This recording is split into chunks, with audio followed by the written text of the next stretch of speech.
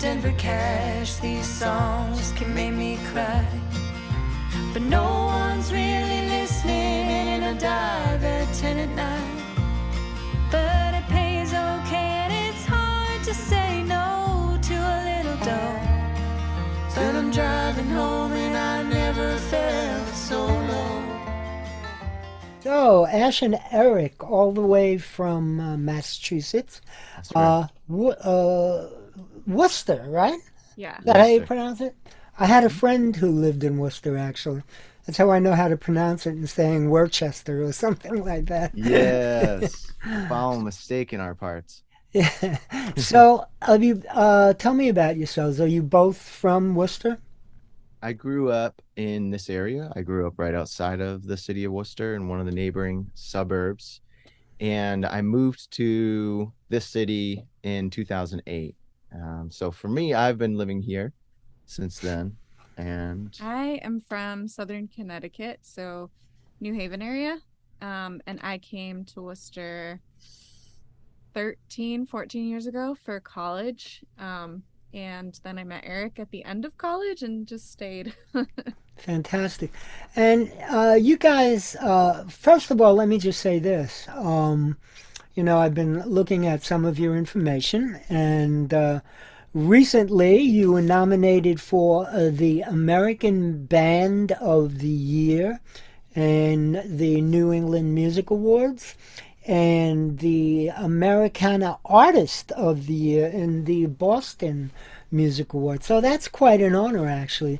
Uh, two people. I never think of two people as a band, but but I guess you are. You're a band, so that's really neat. Ash and Eric, by the way, their website is ashandericmusic.com. Is that right? that's correct. Yeah. And there's lots and lots of information for folks who are listening in. And I want to thank you for joining me today here on Catskill Air. And I'll tell you what. Let's talk a little bit before we play some music. Let's talk a little bit about your beginnings and how did you get into this scene, this folk music Americana scene? Oh, well, that's a good question. Our very beginning was playing a lot of restaurant gigs. We had friends who were playing in the Worcester area doing cafes and coffee shops and things like that. And, that's a really easy circuit to get into if you can carry a tune and play guitar. So Right. a lot of our friends were like, "Hey, there's easy money, come and play." And we had a lot of mutual friends that knew we were both musicians, so we practiced a couple times together playing, Ray LaMontagne songs and all this kind of folk Americana that we just both really liked growing up as teenagers. We were both very drawn to acoustic music. And so we started playing lots and lots of covers. And then after about a year, by the way, we were playing music and then quickly realized that we also liked each other. And after a little while of playing together, I was writing an album in college. That was my senior project. And so I started sharing the songs with Eric, and he produced my first EP. And we decided to kind of go and start playing those songs out live. And then Eric finally showed me a couple of the songs he'd written, and it snowballed from there. It became our first album in 2015. Mhm. We weren't really sure. I don't think we called ourselves folk in the beginning. We Hmm. thought we were just singer songwriter, close to pop, kind of. Didn't really know what to call ourselves. And then probably 2017, we won the CT Folk. Connecticut Folk Festival has a audition night basically for people to be in their folk festival, and we won that night. And it dawned on us after talking to some of the judges and some of the other people there, oh, calling ourselves folk, actually that shoe fits really nicely. So we started getting more involved in the New England and East Coast folk scene, and it just really, we meshed well with that community. So Yeah, it's really a tough definition. I recently interviewed Lucy Kaplansky, and I asked her the same question about genre, and there, the term genre is gone by the books because we can't really strictly call it folk anymore. It's like Lucy said, Steve Earle sings folk music. He sings rock. There's all sorts of classifications, if you want to put it that way, but it's hard to stick somebody into one particular genre. I would imagine you're as close to folk and Americana as one can get, but yet you can expand, or your audience, I should say, would expand beyond that. And We don't. It's like we don't. We are as close to folk. I think that's our closest genre. Yeah, yeah. But there are aspects of our songwriting that I think fit that category where we sing from our personal experience, and there's songs that I think a wide audience of people could hear. I think of folk as like the people, music for the people. But then there's kind of like the tales, these traditional tales that were told through folk music as a way of passing on histories. Exactly. And also addressing, political, having political and social commentary. And that is not an area of folk that we, in our songwriting, explore. And I think that would feel more of a way of isolating us from like more of like a traditional folk. Yeah, I mean, traditionally Pete Seeger, Woody Guthrie, those kinds of Exactly. things, that I know they're folk. Yeah, I don't have to go Exactly. anywhere else. But there's so many people that I never can identify. And, I probably get about 15 albums a week, and I never know what I'm going to hear on those albums. yeah. And That's called folk. what's that? And they call it folk, right? Yeah, exactly. Yeah, And they yeah. send it to, we report to the folk DJ lists and what have you. But I never know exactly how to put a strict definition on the kinds of music that you guys play. And speaking of which, by the way, just as a side note, if this interview airs prior to what's the date here? November 6th, which is a Sunday. I'll be on the air actually on my radio show. But Ash and Eric are going to be up in Middleburg at Whitman Books. I won't say much about that because this could be airing way beyond that date. But if you happen to catch it before that, then check them out. And again, their website is ashandericmusic.com. So I have lots more to talk to you about, but why don't you give us a song before we move on with this interview? We'd love to. So I'd say, in keeping with the conversation that we're having, we did write one kind of folk song, as close to folk song as I think we've done. I sat down one day and was just reflecting on our career and touring and the roller coaster. This was before COVID too, and it already felt like a roller coaster. So not to mention the last 2.5 years. But this is a song called Simon Taylor Denver Cash, which makes the folk DJs very Love this happy. Thanks. So this is probably the closest to that true genre as we get. So here's Simon Taylor Denver Cash. 1, 2, 3, 4.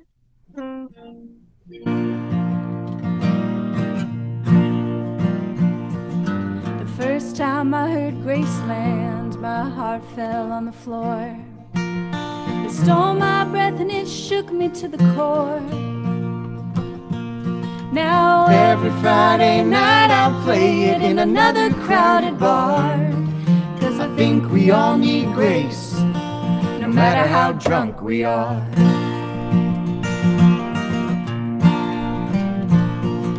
Simon Taylor Denver Cash, these songs make me cry.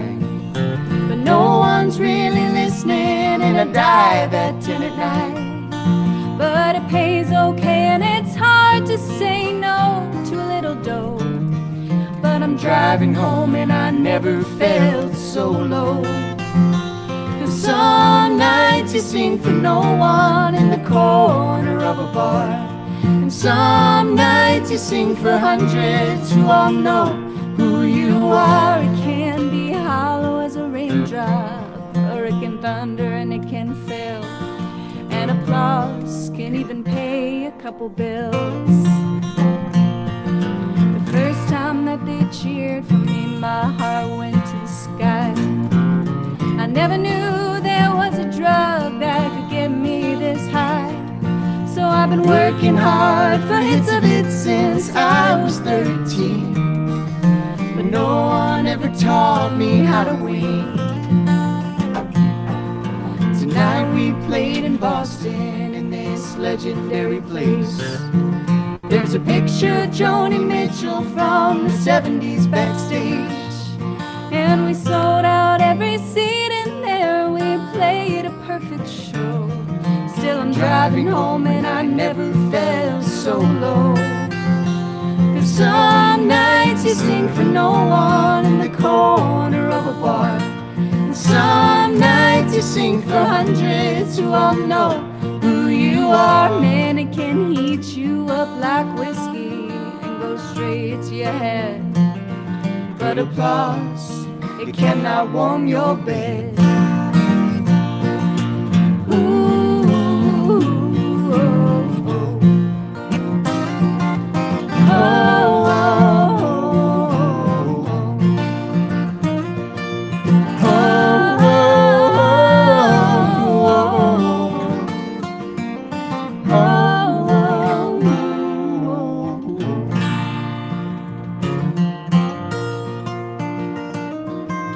Maybe one day thousands will know all of my songs, and we'll go back to Boston and you will all sing along.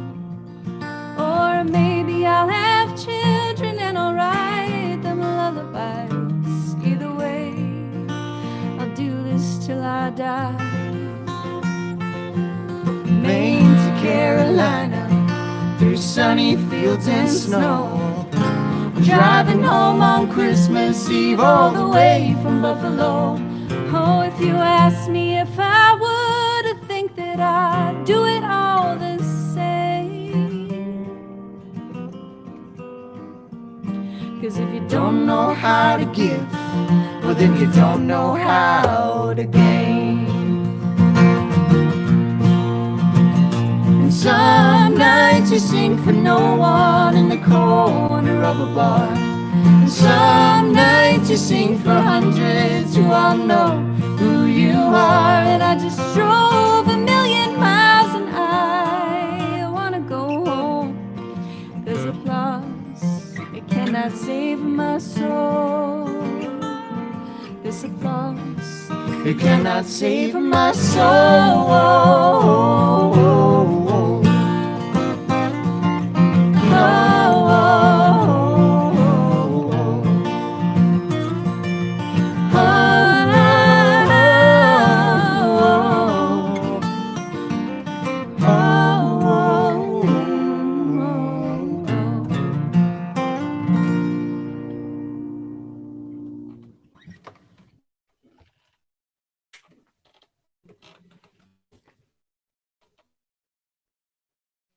I think you're muted, bud.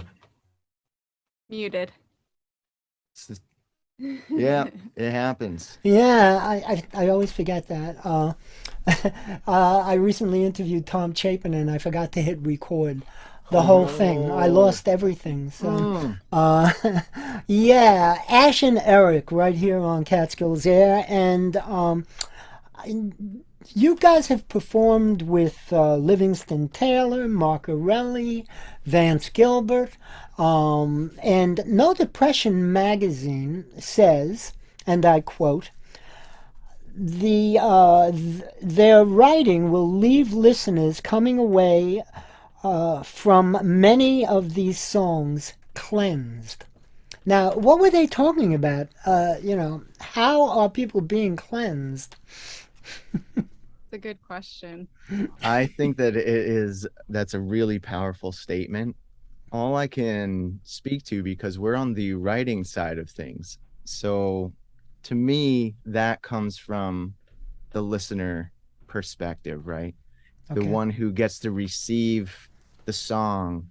And there's this strange mystery that happens, right? When we hear a melody and we hear these words in this particular combination Yeah. that can unlock things inside of our hearts, Yeah, and absolutely. and to me, that it's a deep compliment to have somebody say that about our songs, because the way that I interpret it is that something that we said and composed reached a place in this person's own, in their heart, in their own personal experience, and has helped them feel connected in a way, I think, cleansed is like, that gives them a sense of hope, or a sense of reprieve from maybe the heaviness Hmm. of life. Absolutely.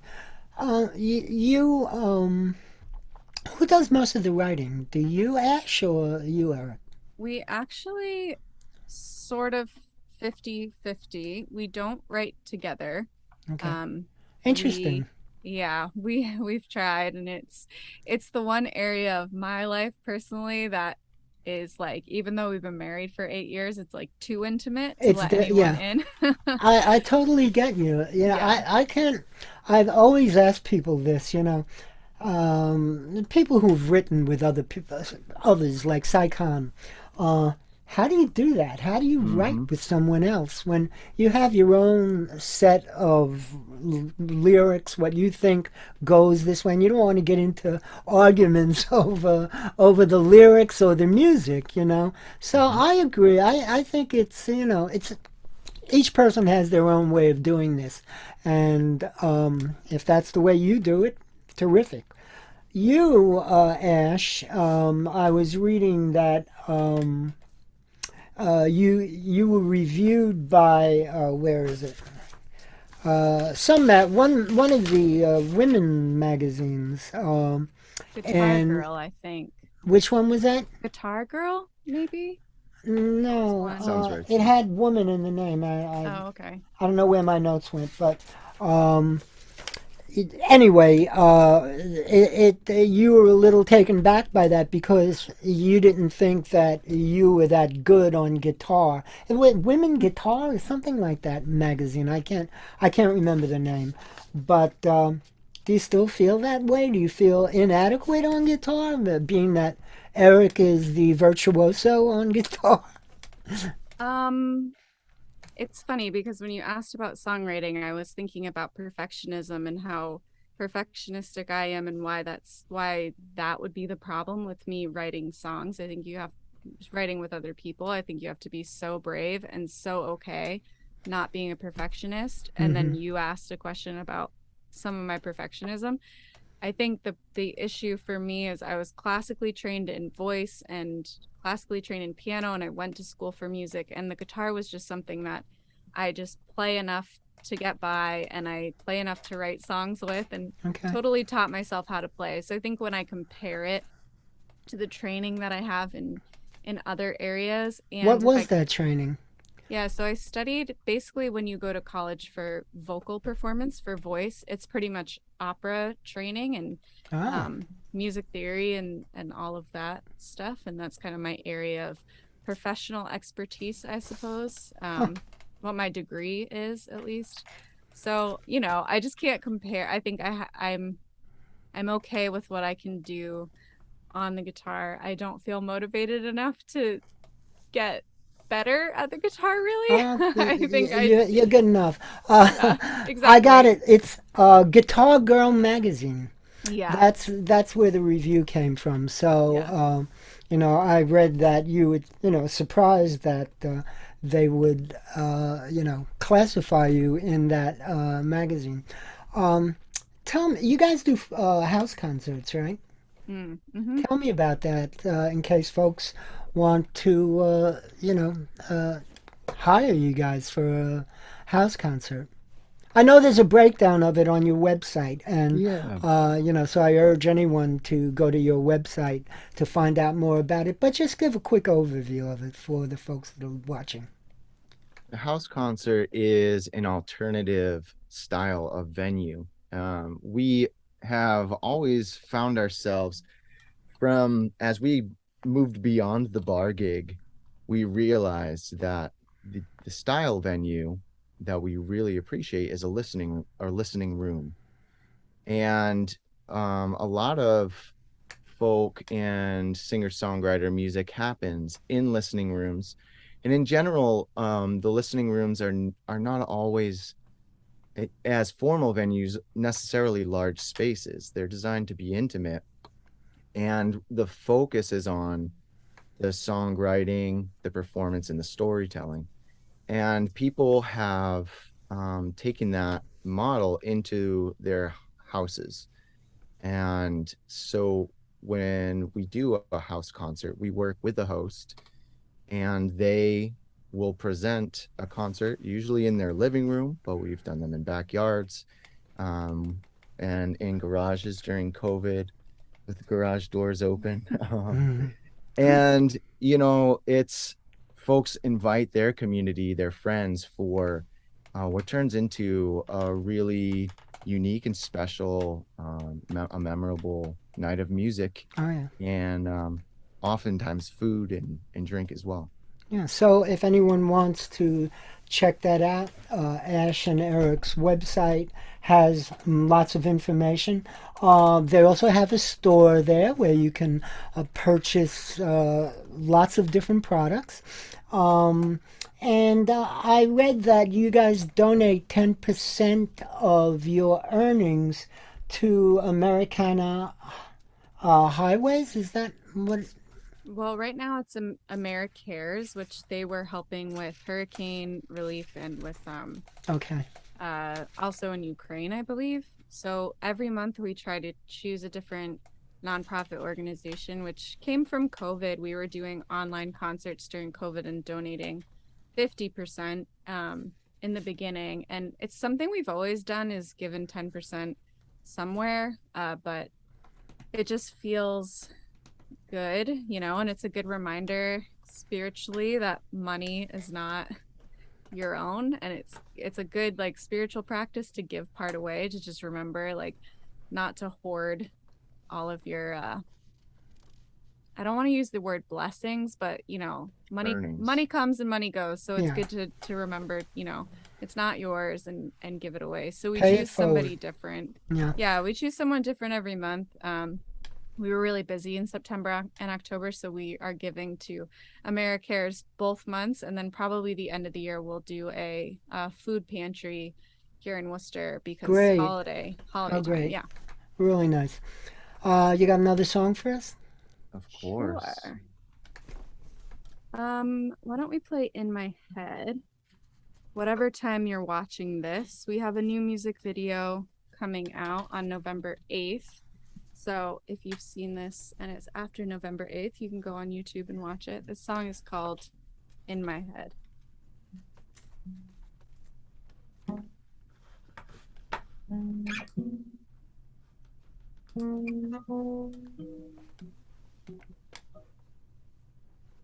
I think that you think I forgot about you, forgot about all of the years that I knew you. But every time I step up to the line where the ocean meets the land, I remember all you showed me, all you taught me, and all that you owe me. I remember wearing white and holding your hand.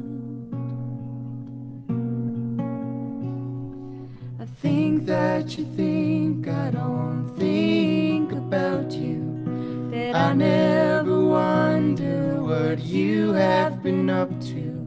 But every time that I hear hear a man lie about the size of the fish that he caught. I remember, and I feel an ache in my heart. And I don't know how to tell you, we always left it unsaid. Oh, I love you, I just love you in my head. I know that you think I don't care about you. The truth is I never came back to see you. 'Cause every time I cross that county line, I'm afraid of what you won't say. And I remember how that silence drove me away.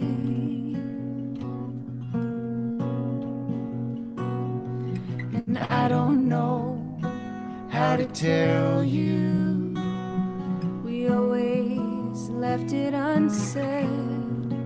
Oh, I love you, I just love you in my head. And I don't know if I will ever go back to our home, back to the loneliest place I have ever known. I don't know if I'm ready, don't know if I'm steady enough to drive down that road. But I'll carry the memory with me wherever I go. And I don't know how to tell you, we always left it unsaid. I don't know how to tell you, maybe it's better unsaid. Oh, I love you, I just love you in my head.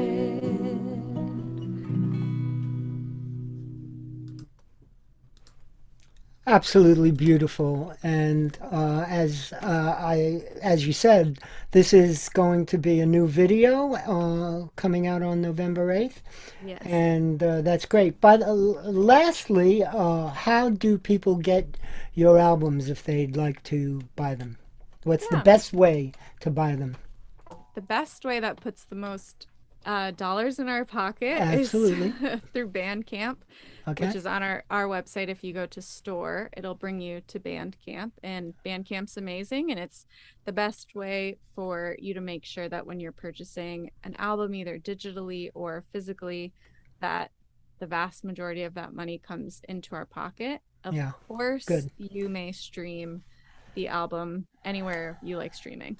Sarah Milanovic turned me on to Bandcamp because, you know, I've always felt that some of, like Spotify and some of the other, music sources don't pay the artist anything. And I always tell people, go directly to the artist's website. If you want to buy the album, buy it directly from them. And they make the most money that way, and Bandcamp would be the other thing. So if you're saying that it links right to Bandcamp, then you guys will be getting the profits from that, and that's the way it should be. You're the ones doing all the work. Yeah. Ash and Eric, I want to thank you so much for joining me today here on Catskills Air. Yeah, I thank want to you. thank you too, Artie. It was great to spend this time together with you this afternoon, and we really appreciate Have a great afternoon. In the cool of the autumn sun, I turn to the howling wind and ask her of her mournful song. Where does her pain begin? She does not pause to answer me with words I can recall.